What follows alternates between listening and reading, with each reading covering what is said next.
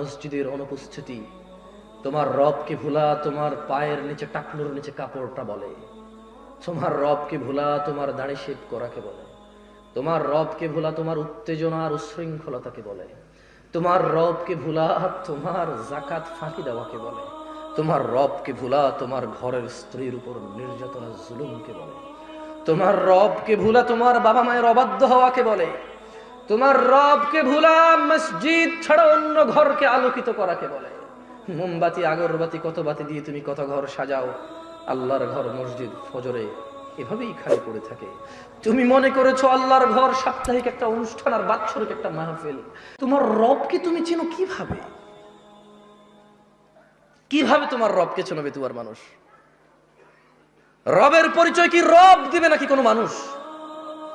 রব দিবে, আর তিনি ওনার পরিচয় দিয়েছে কোরআনুল কারীমে। তুমি যেটা পড়ে দেখোনি, যা তুমি ধারো নেই, যা তোমার মাদ্রাসাগুলোতে পড়ানো হয় কিন্তু অর্থ সহকারে নয়, যা তুমি অনগরল বলতে থাকো নিজেই বোঝো না, তুমি নিজেই কোরআনের আয়াত পড়ে কোরআনের আয়াতের বিরুদ্ধে ফতোয়া দাও।